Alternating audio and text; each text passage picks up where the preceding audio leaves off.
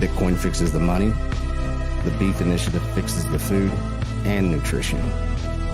Step into some new awareness that incorporates some much needed food intelligence into your life.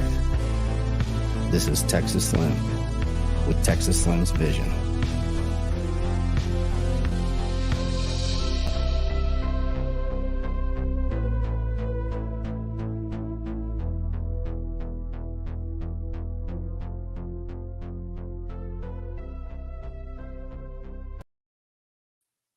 Hey guys, Texas Slim here, Texas Slim's Vision. Today is May 31st, last day of May of 2022. It's been a pretty interesting journey up to here this year of 2022, and even the fall and winter of last year. By saying that, there's somebody that I went up to at a farmer's market one day in the town that I grew up and I actually met this guy, and his name is Justin Trammell, and he is on our podcast today. And he was one of the very first producers that I had on the podcast. How are you doing today, Justin? I'm doing pretty good. How about yourself? We're doing well. It sounds like you're right in the middle of the mix there. Yep. It's good to see you. You know, we've come a long ways in a short period of time. You've had some interesting things kind of finally happen this year for you. One of the first podcasts we were talking about is, you know, you're developing, a plan to open up your own processing facility up here in the Texas Panhandle. For those everybody that have not met Justin Trammell is he's basically, you know, you've been here your whole life in the Texas Panhandle. You come from it. Your ancestors basically have been doing regenerative farming and ranching, you know, for decades. Your grandfather helped run the stockyards in Amarillo, Texas for decades. So by saying that, let's let everybody kind of know who you are, where you've come from, and then where you're standing right now within your business, your lifestyle that you've accomplished this past year. Yeah, you bet. Well, I'm Justin, and I've grown up here in Amarillo, Texas, pretty much all my life. I've done a little bit of traveling, but I've always enjoyed this area. It's a very unique area, and it's an area with a lot of potential, I think, and hopefully, you know, I can kind of be one of the things that helps unlock that potential for the future. So I grew up here in agriculture. My dad always took care of cattle. He always worked at feed yards or livestock auctions up in Amarillo or Tulia. And then we also took care of wheat pasture cattle.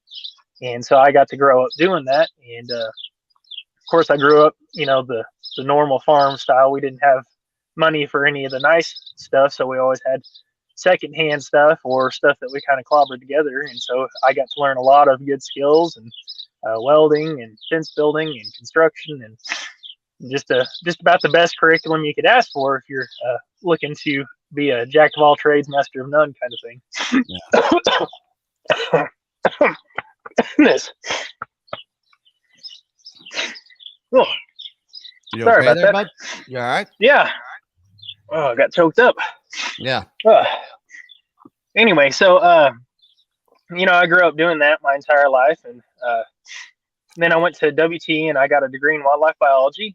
And I while there, I really focused on the intersection of wildlife and agriculture, because the wildlife side always said that agriculture was the worst thing, you know, possible, and the agriculture side always said that wildlife was the worst thing possible. And so, you know, the way that I grew up, you know, I got to chase lizards and catch bugs and explore Prairie Dog Town and just do all sorts of stuff while, you know, taking care of animals. And so I just thought, well, that can really be right. And so in college, I was lucky enough to get hooked up with the Ogallala Commons. And so through them, I was actually able to start exploring this kind of regenerative ag kind of thing, and actually find people that were making an actual living at food production and more pursuing that kind of family farm thing. Right. That I was really interested in whenever I was a kid, but everybody told me for one reason or another, you know, well, that's just not possible anymore. On both sides of my family, I had family farms on my great grandparents' side, and I actually got to spend a lot of time as a kid up at my great grandma's farm on my mom's side, and so that always fascinated me. So luckily, through the Ogallala Commons and everything else that I got involved with, I was able to find that that's actually something that's viable, and then I kind of just jumped off into it, and I started with chickens, and then I moved to added pigs, and then I added sheep, and then I worked with my dad with cattle, and I just started doing direct to consumer farmers market sales for the most part, and I did that starting in 2014, and then let's see, as I got more into the processing side, as far as having to build a little facility for doing custom exempt chickens, and then of course trying to find spots for my hogs and my sheep and that kind of stuff. I noticed that there was a big issue with having the availability to actually get something processed, because in order to legally sell something, you have to get it processed at a state or a federal inspected processing plant. And there's not many of those in the Texas Panhandle. And the ones that are here were always very booked up. So at the most, I could get maybe 2 or 3 spots for my animals at a time. And then, of course, there'd be a long wait time behind that. You know, I might have 2 or 3 spots, but they were 4 to 6 months out. Sure. And then whenever COVID hit, that took that wait time from 4 to 6 months out to more like a year, year and a half to 2 years out at the worst of it. And so with, luckily right before COVID hit, my dad and I kind of decided that we needed to open our own processing facility. That way we could control the quality of the cuts on our meat. We could have the availability we needed to actually process our animals on the right time frames and not have to hold animals for a really long time or take animals before they were ready. And so it took me about the better part of 2 years to get through all the regulatory stuff, because for all of it, but especially on the Texas side, there was no one resource or one entity I could go to and say, hey, I want to open a processing facility. What do I need to do to be compliant? Right. There's a few of them, and I would get bits and pieces from different agencies, but there's not just one resource that can give you, oh yeah, here's everything you need to look at whenever you do that. So it took a pretty good long time trying to figure out exactly what I had to have, but we finally figured it out. We finally got our processing facility built. To get open, you actually have to pass inspection to start with. Sure. And so the first inspection that we had, it was quite hostile, and it was very confusing and pretty unprofessional really whenever you get down to it. And so it left us pretty confused, because it took months to get them out there, and then they just failed us and said, well, we'll be back probably in a month, but it could be longer. Right. So in that month, I gathered all the resources I could between the Farm Ranch Freedom Alliance with Judith McGreary, the Ogallala Commons. I reached out to as many people as I could, trying to figure out, okay, what did we do wrong here? I thought we had covered every possible base. What's going on here? How do we make this thing work? And so by reaching out and using all these different connections I'd made, I actually was able to then, on the second inspection, turn that around 180 degrees, and we passed with flying colors. And so then we were finally able to get open. We started custom slaughter on the 14th of January, and then we did, let's see, I guess we got our state stamp probably about 6 weeks ago now, maybe closer to 8. Yeah. But yeah. So I think, that's a pretty short version of it. But. Yeah, I mean, there's a lot to unpack there. There's many things that people don't understand about basically farming and ranching and bringing stuff to, creating a market access and, having the processing centers basically be a bottleneck for the producer themselves. What we are up against in this country right now is 85% of our animal protein is actually processed by global corporations that are not even American corporations. So 85% of our animal protein in this nation would basically, they're the ones that give us permission to eat. They're the ones that give permission to the producers to be able to harvest that animal.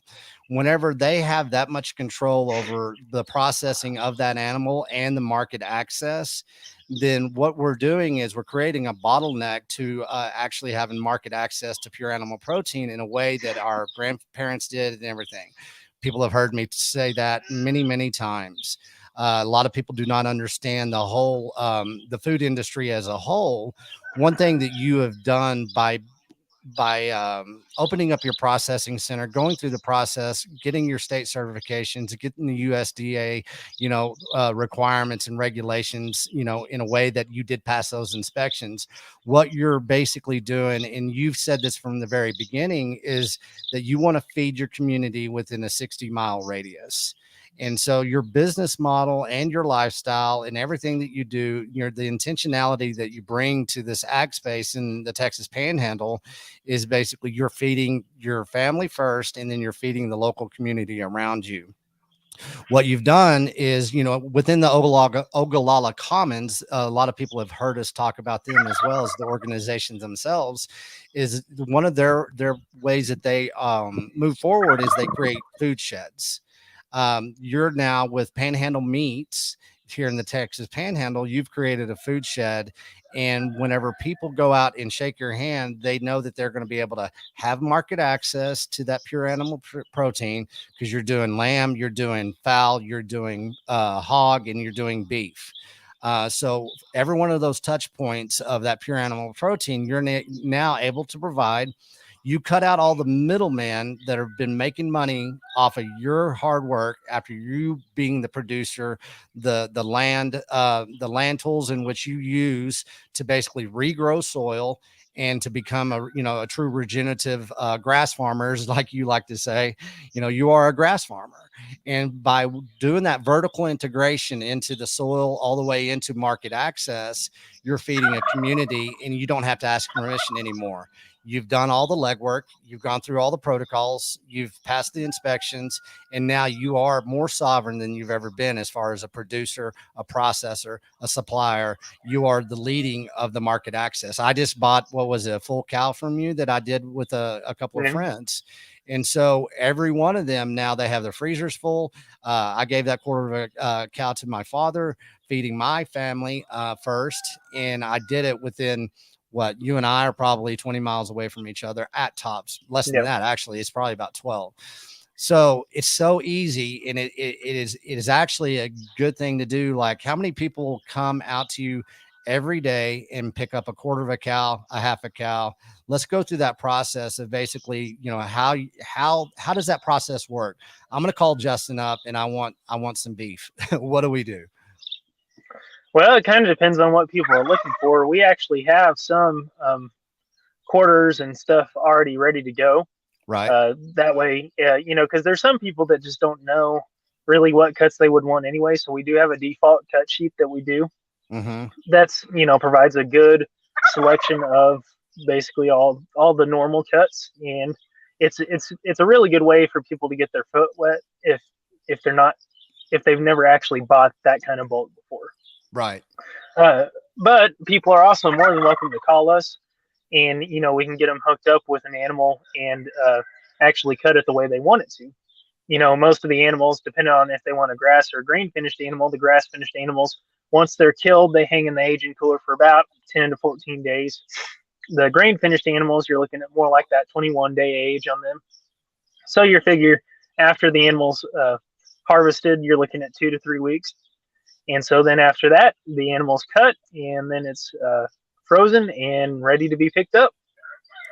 Sure. And a lot of people don't, whenever you buy in bulk like that, a lot of people, the first question I always get people I didn't know there's going to be so much burger. So you definitely, it educates. It's like, okay, not the cow is more than just a ribeye or a T-bone or a New York Oh strip. yeah. But what happens there is people learn how to be educated on the cuts of the cow and what kind of, having this type of market access, they become educated on the different types of product that they can have that they've never, you'll never see in a supermarket, just by understanding and educating the different, you know, cuts of the cow. You're able to plan out meals for your family. You're able to plan out, more of a structured food supply for yourself, and you have a lot more food security than most people do right now. People don't want to go to the grocery store and buy half a cow's worth of beef at the grocery store. And I think that that's becoming more and more prevalent in our society, that, our food security is being in question right now.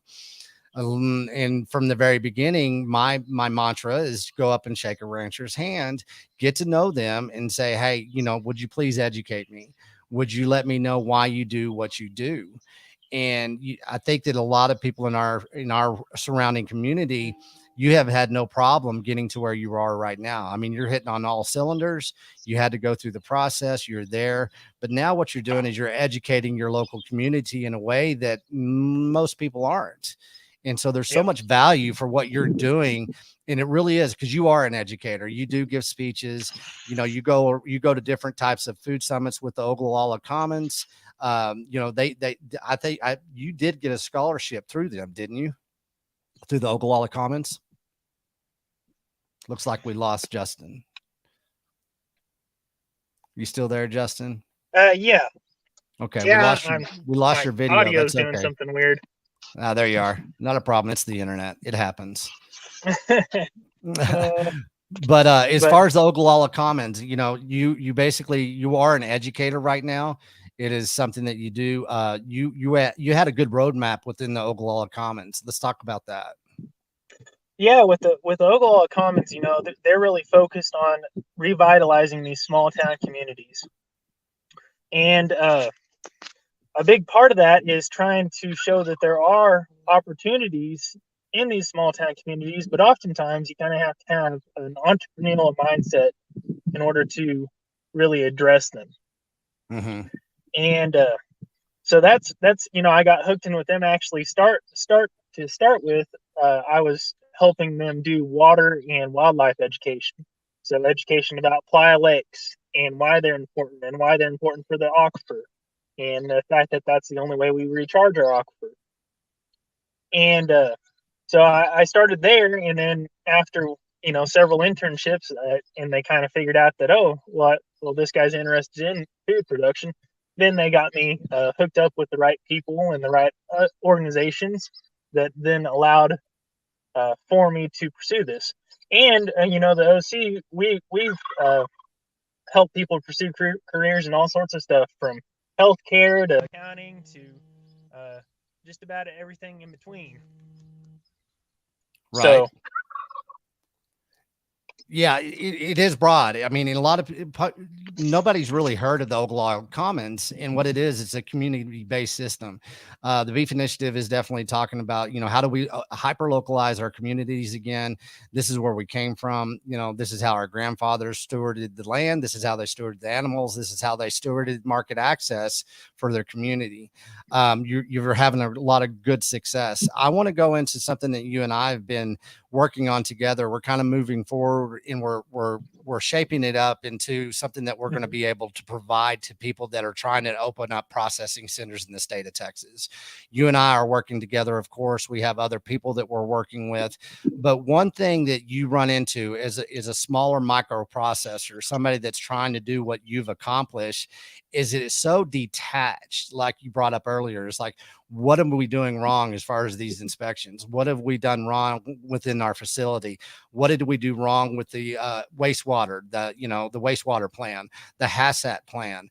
Let's go straight into what a HACCP plan is, and why basically a lot of people start there, but they don't have much success whenever they develop their own HACCP plan. Let's educate people on what a HACCP plan is. yeah, well, a HACCP plan is really the idea of it's a really good idea. It's a plan that's meant to focus on food safety and best practices and the best ways to prevent any kind of extra contamination and basically provide the most wholesome product possible. Now, saying that and actually writing one are two very different things, because you can't just go off and say, oh, okay, well, I think I could do this, this, and this.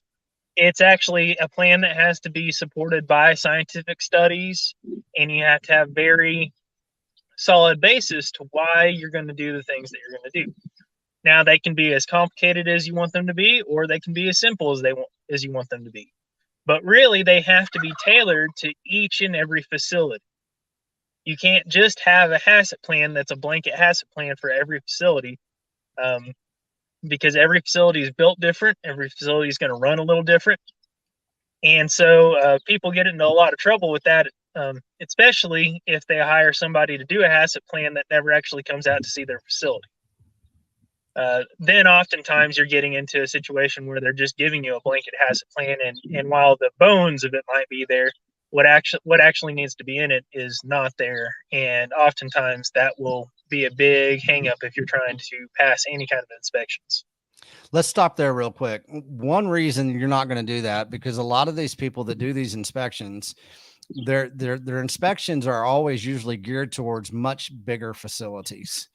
And so the scalability of going up and down within the inspection system in the state of Texas itself, and especially within the USDA self, there's a lot of little tricks in there. I don't want to say tricks, but I just said tricks. There's a lot of little things that happen within that lack of scalability of understanding how to pass an inspection based on the size. Like let's say you're between 20 and 30 animals a week, correct?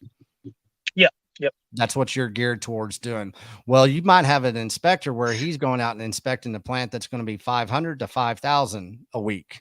And so whenever you look at that facility, it's going to be a little bit different, from sanitation to showers to, the pitch of a floor, for the wastewater. There's so many little things that they can get hung up on that you've put in $1 million, you put in $2 million, you put in 2 years worth of work, that they can come in there and say, sorry, your wastewater program, it's not up to par. It's not that it's not up to par. It's just that they don't know how to inspect it down to par to your level of being a processing center. And that's something that's not widely known. You and I have identified this. We've had those conversations. And so moving forward, what we're going to do within the Beef Initiative Association Advisory Council is we're going to be able to advise you on, hey, how do you approach this HACCP plan? And we're going to be able to do that across the nation. We'll start in Texas, of course, but you and I once again, other people are moving forward with this education before you even go into trying to do a processing center in the state of Texas or any other state. Let's look down, let's sit at the table, let's see what we know that you need to be very aware of. And now let's write that HACCP plan. It's not a one size fits all. It really isn't. And people can go out there and they can spend $30,000 on this HACCP plan and they can be left dead in the water. And you see it every day. And that a lot of times they stop, or they don't understand that they've got their facility built and all of a sudden they failed one inspection. They've failed 2 inspections. They don't know what to do, or they get halfway with their facility built. And then all of a sudden they're dead in the water because they've overspent. They didn't see these things coming forward. So being able to be that consultant, that educator, and that advisory person, then I think that's something that's going to open up a lot of eyes. We're going to be able to really let people know there is a protocol to step into this. There is a way to approach this. We have connections. You brought up Judith with the Farm and Ranch Freedom Alliance. There's other people in the association that we've built that they have USDA precedents for the last 40 years of billing facilities. Mm-hmm. Your facility now has precedents in the state of Texas. And once you have that precedence, you're able to reflect on that and saying, well, I built it just like Panhandle Meats in the Texas Panhandle. What did we do wrong? And they will not be able to really look at that and say, well, you're not following the rules. Well, actually, we do have precedents here. And so we have a lot more leverage now than we've ever had within being able to move forward with these micro processing centers across the state of Texas. From the very beginning, you and I said we want one processing center in every county in the state of Texas. That's 254 counties, I believe. It's starting to happen. And once we go through, and I think you told me that you had somebody that wants to build at least 10 processing facilities in Texas right now. Why don't you Yeah, that's the elaborate way on he that? The type talks. of what's the demand that you're getting now that you've had the success? How many people are coming through you now saying, "Hey, would you help me out?" I've got quite a few that have approached me, and then there's several that have approached me and said, "Hey, we're really interested in this, but we just don't know." And I think they're just trying to wait and see how we do and everything else. But regardless, I'll end up with a product that's going to be an entire product, because Mm-hmm. it'll include the HACCP plan, like we mentioned, and it'll have the blueprints, it'll have the logs, it'll have every single thing that I spent hours and hours and hours and hours developing. And as opposed to having to spend money and somebody's time reinventing the wheel, we can just take that base plan and let people run with it. So then they're not just spinning their wheels, they're able to take that, start construction, know that they have a solid plan, know that they have another facility that can back them up. That, just like you said, I can say, well, we've been open now for however many months. We've not had any issues with this. This is the reason we've set this up like that. This is why the HACCP plan is written like it is.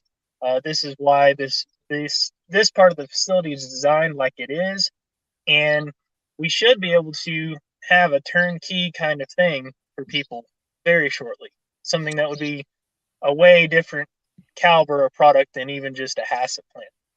Yeah, and what's really cool about this, and it has happened holistically and everything. It's just you and I having conversations. You brought up Judith with the Farm and Ranch Freedom Alliance. She's an attorney, right? And then we also have a law firm that has reached out to us and saying, "Hey, we're going to help you out," just because we know the plight and we know what's going on as far as not having that type of facilitation of a processing plant from ground up. And so we're having people do pro bono work for us, and we're getting people that are coming along and building out that model. And it is a model. And from your second inspection, you passed or you failed, and they did it in a hostile way on your first inspection. With your second inspection, you had one person for each inspector. You had somebody taking notes. They were following around the inspectors. You have everything on video. We had one of the major, I guess, top three inspectors in the state of Texas came to your inspection. He gave a little speech, got that on video. He's saying, "Hey, we need to have this needs to happen across the state of Texas." And so we have this. We're going to play their game, and we're going to know the rules and the laws. Basically, especially right now, in a lot of ways, we know the law better than the law knows itself. Not saying anything against people in these positions. It's just that the scalability once again hasn't been there in the last 50 years of evolution into where we are, where these huge processing centers have gotten to where they control 85% of our processing and packing in the United States. We're just learning how to scale it backwards, how to educate as we're doing it, to build these apprentice programs for other people, to give this education. And it's not something that we're asking for permission to. It's just that we have precedents.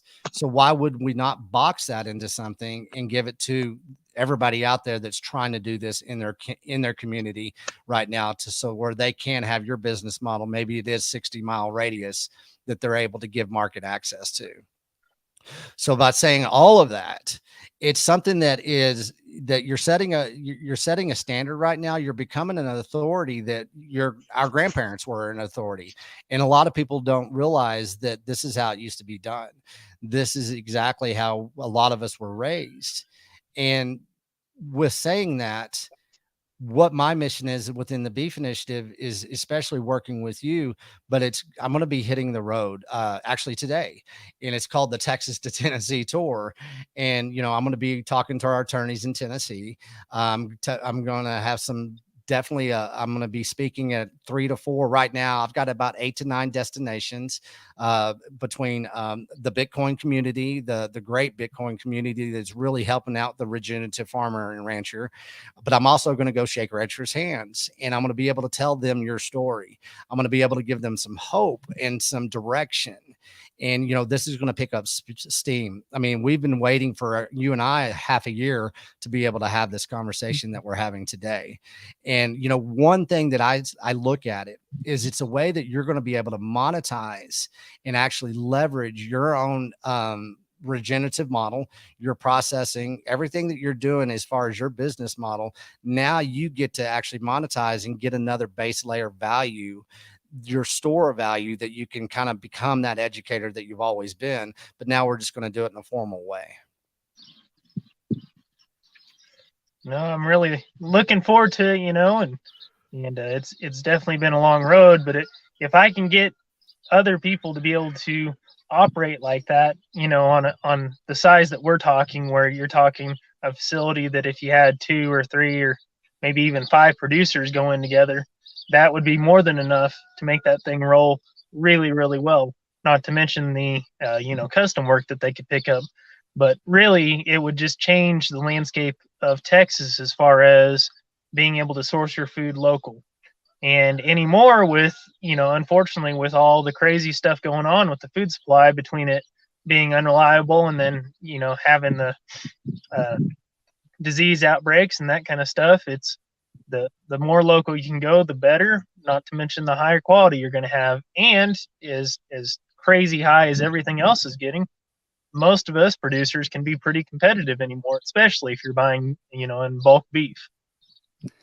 Well, it is. It's a lifestyle change. It's a lot more intentional. It's not random. And I tell everybody the Beef Initiative it is kind of a new international lifestyle that we're doing, to where people can understand that they have a lot more empowerment now. And if you kind of take a step back, you can start moving forward in a different direction. Taking a step back goes and looks at these small communities. I was talking with Weldon. He's up in or down in Lubbock with Holy Cow. And he was talking with my business partner, and he's saying, do you know how many processing plants have been mothballed in the state of Texas that are in these small towns in small town Texas? And what I see moving forward is you with your food shed, we'll call it a food shed process, panhandle processing. Panhandle meats processing is a food shed. What you're also doing is not only you're providing the protein, but you're inviting people in that are doing the same thing that you are doing, from produce to whatever. Let everybody know who's coming into your food shed, and that you guys are creating this collaboration to where it is a viable source to source your protein and other products, that you don't have to go to the supermarket anymore. Well, we have a little storefront at the front of our processing facility, and so of course we sell our beef and then my pork and lamb, and I'll have the chicken in there whenever I have it. But we also are sourcing vegetables from 2 separate producers. We're sourcing some microgreens. We've got a source of local flour that's not too far away. We've got a source of dairy, so milk with the real cream, and uh, yogurt that's only about an hour away. We've got, let's see, what else do we have in there? We've got marinades and salsas from Amarillo. We've got all sorts of lovely spices and spice kits and stuff that are made in Amarillo. And then we added some pistachios recently. Now, the closest place I could find them was Alamogordo, but that's still not too terribly far away, all things considered. So, Yeah, it's not. It's just right on the border of New Mexico. I mean, I'll tell everybody, because you guys raise some cattle out there, and your father raises cattle out in New Mexico, but it's close to us up here in the Panhandle. But what I see is transpiring is, once you know that market access is there, you don't have to ask permission. You don't have to worry about commercials. You don't have to worry about TV. You don't have to worry about that. What you do is you nurture that relationship with that producer, and that it's there. And whenever we can get the movement going per county, there's our right now, Cole down K&C Cattle down in Central Texas, he's going to be opening up a processing center as well. He's going to be a little bit larger than you, but the population's different. So, the geography is different, the type of people, as far as demographics, income levels, it's across the board. And so that's why it's fascinating that every county that you do go to across the state of Texas, each processing center is going to mirror that type of community in which you're in. That's what I love about this, is that it doesn't have to meet a big societal and corporate type of model. It gets the model and mirror to where in which you live. And that's part of the lifestyle. It's like you get to, you and I are going to have these little micro food summits. Ogallala always does that. You and I are going to do one, out in the Texas Panhandle. Maybe it's going to be out at Paladuro, somewhere like that. But we're going to bring in our local community. These small little food summits bring the education. It brings proof of work. It brings, success. It brings the failure to the conversation, and the educational aspects of that is just unlimited. With me going on this Texas to Tennessee tour and all the stops that I'm going to be making, I don't know if I'm going to be gone for 2 weeks or 2 years right now. But one thing that we're going to do is we're going to be pointing to Colorado, because we're having our Colorado Beef Initiative Colorado conference in Crawford, Colorado with Jason. You've seen him and heard him, of course. And I don't believe you and Jason have talked yet. I'm not for sure. But, he gets to showcase everything that he's doing in Colorado. He's a first generational farmer rancher right now. So everybody come to the function in Colorado. It's a vacation. It's a lifestyle. We're going to have a 3-day conference. People get to be educated. They get to see the local surroundings, the county in which he's in.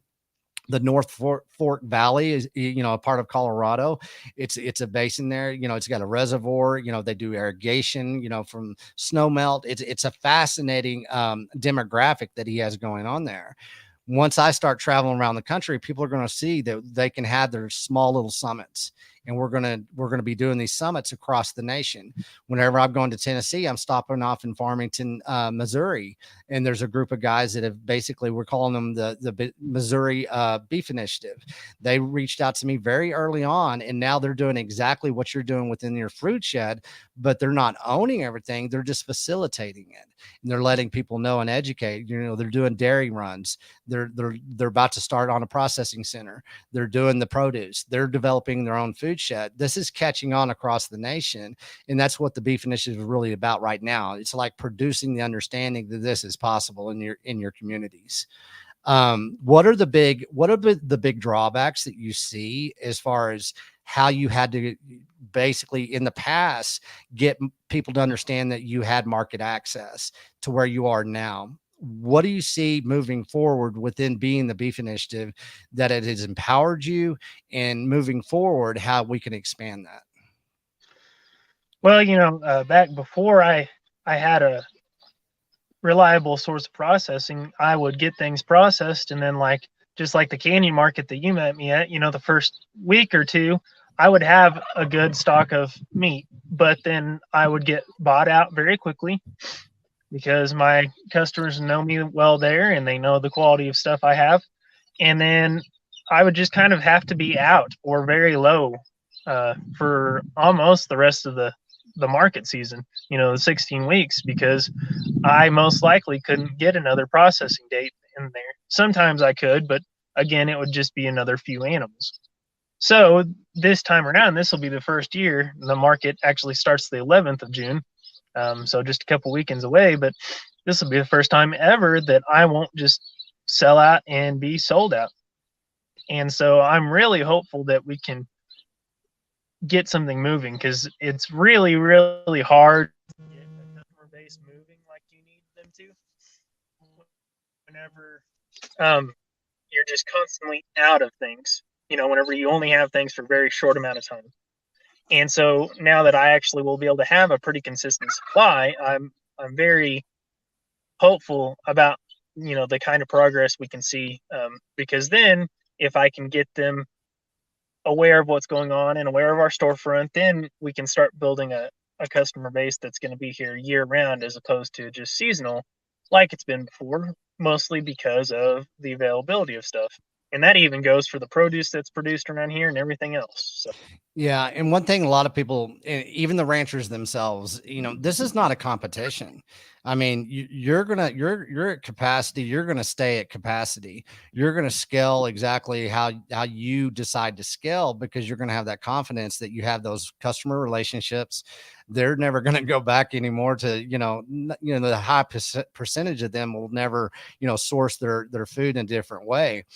One thing that people need to understand is this is for everybody. This can happen across in scale, and it can happen very fast. We just have to get organized. And you say, I hope this does go somewhere. Well, that's where my responsibility comes in, is that we show the proof of work. We show that there is a roadmap. We show that there is advising, there is consulting, that there is some basically new confidence in to move forward. And it has to be grassroots. It has to be community based. We can't do this with a big marketing plan. We can't do this with mainstream media marketing and information exchange. We kind of have to fly under the radar a little bit. And that's always been something that I've always noticed that I needed to do from the very beginning, is that I don't need to be very boastful about this on a broad scale. I need to go to each community and let everybody know that, hey, we have proof of work. This is where we're going. Point your compass over in this direction and we'll be able to help you. Right now in the chat room, somebody's asking, hey, are you planning on coming through Southeast Colorado? You bet. Let's create those nodes of communications. Let's say, what are you doing over there in Southeast Colorado? Well, what we're doing over here in the Texas Panhandle. Well, what are they doing out here in East Texas? Well, they're doing kind of something up like this in Tennessee, outside of Athens, Tennessee. Well, guess what? This guy's doing this over in Nevada, actually. And then we start building these points of communication, and it's amazing that I'm going to be able to bring this to everybody, in the next, I don't know, 2 weeks, 2 months, 2 years, whatever it's going to be. And everybody gets to come along. It's crowdsourcing. It is the grassroots. It's starting with grass fed, and that's something, being from the Texas Panhandle, a lot of people don't know, because we do have the big major 4 processing centers here in the state, in the Texas Panhandle. Regenerative farming and ranching is not really understood because we went that route. We went the big global corporation route. Everybody had to do it, right? For the last 50 years, that's what they did. They evolved into this model that has gotten us to where we are right now. Let's talk about that. Let's talk about the different demographics. Let's start with the soil, and let's start with the grass. Where you and I live, we used to have millions and millions of buffalo that stewarded this land. They were the land tools for thousands of years before we came along. The Native Americans, basically, that's how they survived. They followed the herds, the migration of the bison throughout the Great Plains. Saying that, right now we're in a major drought. It is horrible. The wind's blowing. It looks like the Dust Bowl, but one thing it does is our society, or our environment here, the natural grasslands, is not really widely known that it is hardy. It is something that you can do regenerative farming and ranching in the Texas Panhandle, even though we are the desert high plains. Yeah, for sure. It times like this make it really look bleak. But if you've been, intentional about how you've been really a grass farmer, then, you most of the time would have a high enough stock, a high enough grass stock that you can rotate your animals around and do what you need to. Just for example, over there at our place in New Mexico, we pulled all the animals from there. To give that thing a rest. Yeah. Now I think we're going to be able to restock in August, and we're going to have some of the best grass we've ever had. But we were very intentional about that, and we realized that we had to do some different things. Like, we had to, basically, almost all the cattle we have right now are in pens behind the facility. The animals that are grass finished, we've been having to hay. The other animals, we've been able to feed from the feed truck, but that's not cheap. But in the long run, it's going to be a lot cheaper to do that than if we were to just graze what pasture we have into nothing. Sure. And this is a big thing. And a lot of people don't like to talk about this. There's a lot of people that are very galvanized when it comes into grass fed, grass finished, grass fed, grain finished. We're in a kind of a limbo state of, Mm, I guess, what's the right way? Well, it's not black and white. It's something that a lot of people like you are, you're phasing out. You really 100% want to do grass fed, grass finished within your model itself in the Texas Panhandle. Sometimes you're going to have grass fed, grain finished. You're going to have different types of grains that you finish. Everybody wants the cleanest beef that they can get. And this is where we have to begin to educate people that what is it about, chemicals, antibiotics, injections, everything, the steroids, everything that they produce into these cows, how your model basically gets us away from that corporate umbrella of Bayer, Monsanto, Cargill into a phased process to where you don't have to rely on the feeds. You don't have to rely on anything else. And it's a step-by-step process that happens, just like you letting the grass in New Mexico get to be some of the best grass in that you had in a long time.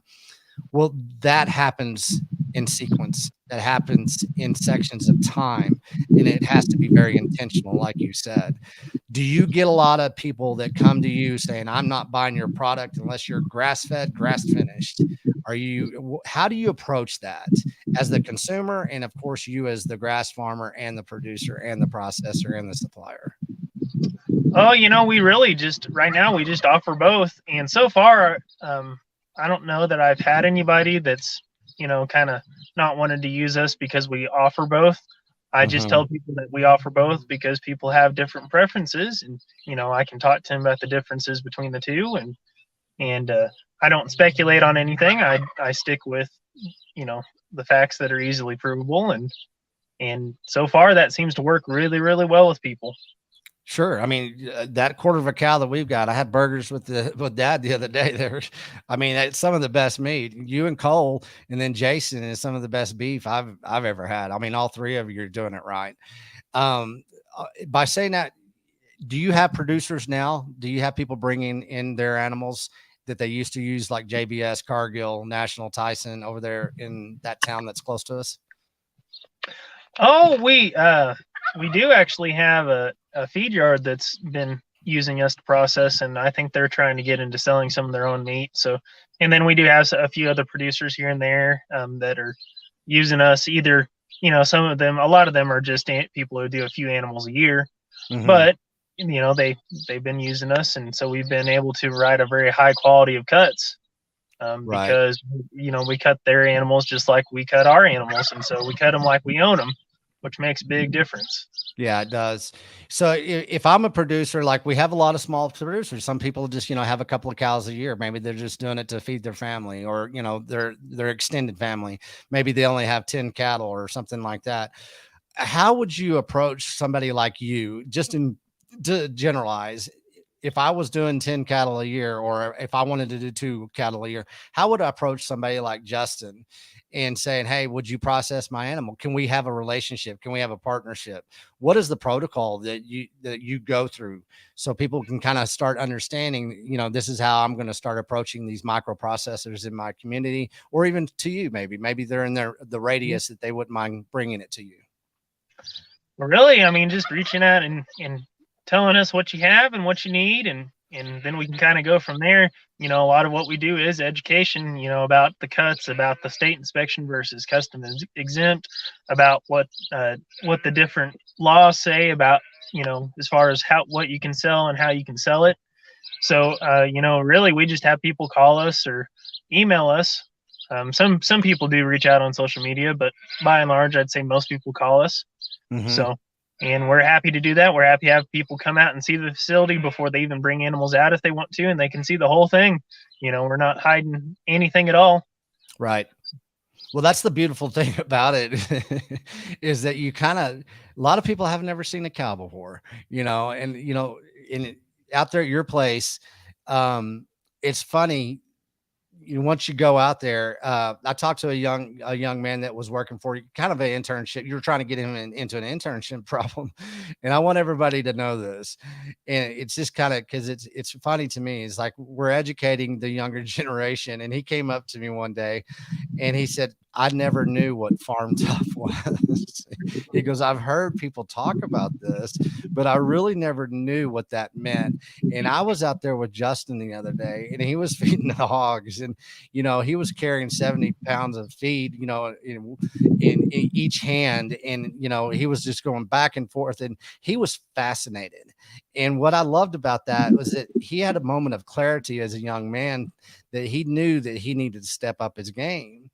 And people that never gone out to a farm or a ranch or the type of facility that you have, they really are detached from food. They really are detached from work, maybe some form of education, what it takes.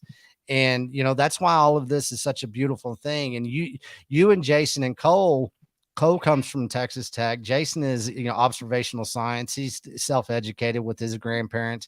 You're a combination of all. I mean, all of y'all are kind of in the same model. What I, have now been able to do within the Beef Initiative, and this is going to, you and I have talked about it a little bit, with me going around the country right now and then, leaving today, I'm going to be able to announce that, within the Beef Initiative itself is that we have now a base layer of value of one full Bitcoin. And you and I haven't gotten into the education of Bitcoin yet. And we're getting there because we just launched our educational series for the North American rancher. So everybody go to thebeefinitiative.com and sign up for your dang Bitcoin education. You need this now more than ever. And it's something that's going to sneak up on you. Let's get educated. Let's get you a new store of value. But by saying that, the Beef Initiative is now a Bitcoin company. We have a base layer value of a Bitcoin. What that's going to be, I'm going to do some crowdfunding when I'm on the road. It's going to be like, hey, let's follow Slim. Where's Slim at today? I'll be doing videos and everything. The biggest intention for me to do what I'm doing is education. One thing about education is we have to give a new avenue to a different type of education. So the Beef Initiative in Colorado during our conference, I'm going to be able to announce that in 2023, we're going to be able to give away our own type of scholarship program to people that are wanting to get into regenerative farming and ranching as you, Jason, and Cole. And the first person, 3 people that are going to have their names on those scholarships are going to be the 3 ranchers that came into the Beef Initiative first. So there's going to be a scholarship program that has Jason Rick of Rick Ranches in Colorado's name on it. There's going to be Justin Trammell of Tier Bloom and Panhandle Meats. There's going to be a scholarship that has Cole Bolton of K&C Cattle on it. And it's going to be backed by Bitcoin. The education will be facilitated by the ranchers within the Beef Initiative. This is how we fight the lack of education, the lack of desire to be educated by these younger generation, and they're going to understand that there is a pathway forward. What I see that scholarship program basically involving into is some form of internship programs that people can come to you, they can work with you, they can actually say, hey, would you teach me? And you're going to say, sure, we're going to do this in a scholarship form way. We're going to be able to do an internship program. You'll come out and work for me for a month, but you're going to get educated. White Oak Pastures does this. Joe Salatin does it with Polyface Farms. We're going to bring it up and we're going to step it up exactly how they've done it. And we're going to improve it even more because we're going to be able to do it our way because we have a base layer of a Bitcoin that we'll be able to ask people, if you want to help out the Beef Initiative, if you want to help out the North American rancher, this is how you do it.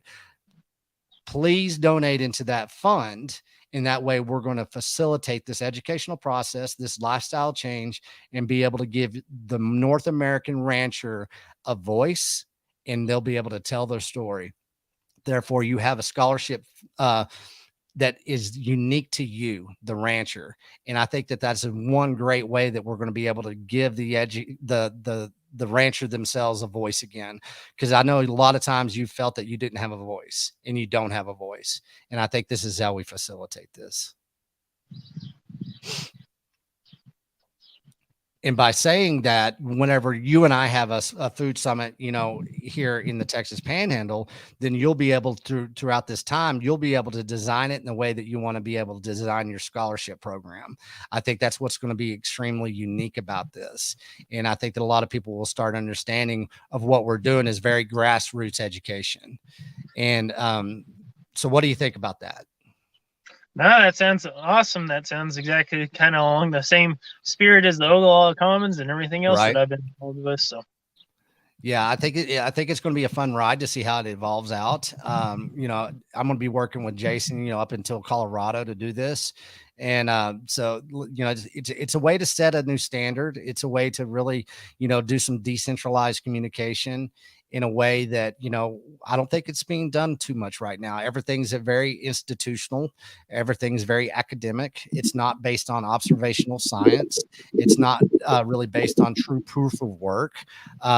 People, the younger generations have been convinced that, it's basically learning how to do what you do is done behind a computer. And that's just not the case.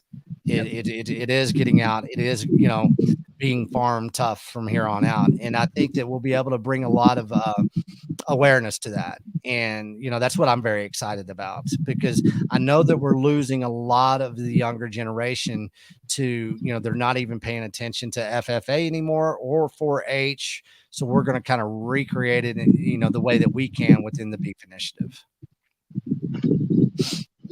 So with that, let's talk about the current conditions. We're in a drought in the state of Texas, especially up here in the Panhandle. How do you approach that? How do you look at your supply and your demand? How do you look at this next 90 days, the cycle? well, I'll keep doing what I've been doing. I've got some sacrifice paddocks where I keep animals and I let them graze, bale graze, and actually right beside me is one where they're grazing bales and the litter that's left behind stays on top of the ground. And so while they're not doing anything initially, as soon as we get just a little bit of rain, those areas that have that cover are going to be radically better off than areas without cover. I've also gotten cover crops planted actually in my garden area and a back pasture. And so I've been able to get those up and going. Granted, I haven't been able to get a lot of it up and going because of it being a drought. I've been irrigating with our wastewater about 10 to 15,000 gallons a week, probably every 4 days, really. And I've been able to get about an 80 by 20 area to grow, but that's about it. That's how dry it is out here. Yeah. And so it's the kind of stuff where you just keep planning for the future, because if you get too engrossed in what's going on right now, that ain't going to be productive at all. So no, it's not. And, by saying that, we're running up on an hour here. What I want to do is to establish some protocol. We've got your information that's been coming through on the ticker. If you're interested in basically moving forward with kind of finding and being advised or getting more information on processing centers in the state of Texas, especially, let's go through the beefinitiative.com. Let's go through and contact the Beef Initiative and not inundate Justin with a lot of questions, and we'll facilitate it from there. If you have any questions about as far as what Justin is doing as far as the processing, as far as meats, if you want to get some pure animal protein or anything else, more information on Panhandle Meats, on Tier Bloom, go ahead and hit those emails that Justin has provided to us. Beyond saying that, let's let everybody know that you and I will be coming back, and we're going to do a podcast on the protocol that you are as a grass farmer, regenerative grass farmer, and how you are moving forward, obtaining more land, leasing more land, storing more animals. We're going to do that. We're going to definitely formally do that. And we're also going to start our next conversation, our big one, our formal conversation is going to be all about processing centers, internships, and scholarships. I think that's where we are. And I think you and I are ready for that. So is there anything else you'd like to tell everybody today during this lunchtime, Justin? Nope, that's about all I had. So pleasure to be here. So Yeah, well, thank you for taking the time. I know you're working your butt off. I know that you're 24/7. It's always good to see you. I'm going to be in touch with you when I'm on the road, especially when I get to Tennessee and we're putting this so-called manual together for processing centers. So you and I will be in touch. And thank you again for taking the time, Justin. Much respect for everything that you do, that you've done for the community, for basically education here in the Texas Panhandle. And we'll be talking to you soon. Okay. You Thanks, bet. Justin. Appreciate you. All right. Take care. Bye. Bye. Here at the Beef Initiative, we encourage all you ranchers out there to tell us who and where you are so we can let everybody know. They're looking for you. This time I'm shouting out K&C Cattle out of Austin, Texas. KNCCattle.com. Cole, he's a fourth generational Texas rancher. He knows what he's doing.